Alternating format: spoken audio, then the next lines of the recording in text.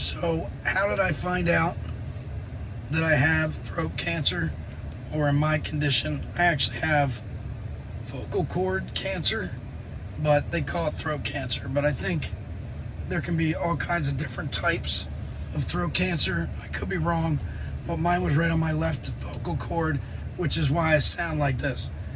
I don't think traditionally everybody that has throat cancer sounds like this.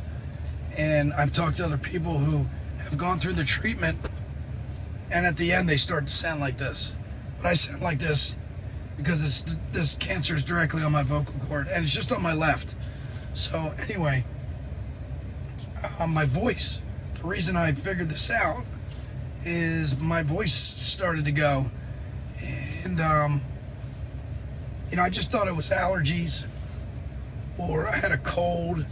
I had COVID prior, so I just thought maybe I coughed a lot and it was because of COVID. And, who knows why this happened, but the reason I caught it was because my throat, or my voice, started to be hard for me to talk. Like, it was more effort. I sounded like crap, and I don't sound like this usually. So I go into an ENT doctor. Actually, I go to my main doctor. He says go to the ENT if you want to check it out, but maybe it's probably nothing. So go to the ENT. He puts a scope down my throat, or down up my nose, down into my throat, and he goes, yeah, it's a mess down there.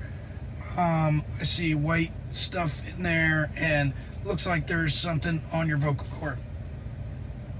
So he sends me home with steroids and a yeast medication called diflucan, because the white stuff was attached to, I guess, the cancer. I went through that treatment and my voice got better. And I thought, it was probably good. And then it started to disappear again. So I go back to the ENT doctor. And he goes, yeah, I need to do what I think is potentially cancer, but I don't know. The survivability of this is really high. We're getting it early, and I got to go do an operation to take a biopsy. So that's when they scheduled me pretty quick, actually, to go get this biopsy done. And that took about 4 hours, 5 hours of my life. But basically woke up, went to the hospital. My ENT doctor did the procedure. They put me under for this, and from what I understand, they stick these long things down your throat, and then they cut off pieces of it, sent it to the lab. So that's what they did. It came back cancerous, and here I am. So, that's how I caught it.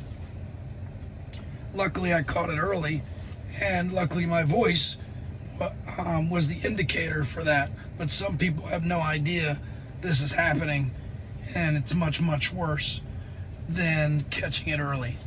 So if you have a voice change, it's probably, and it's consistently getting worse or staying, like, why does my voice go back? That's an indicator that you might have throat cancer. Or at least that was for me. If you want to follow along my journey through this radiation treatment, I don't need to have chemotherapy. It's just radiation. But if you want to follow along, I will be uploading videos as I go through these treatments. I think I'm doing 33 of them. So, hit the subscribe button. And if you're interested, you can skip to what days you want to skip to. So I'll go between 1 and 33 treatments, and I'll put them up individually so you can check them out.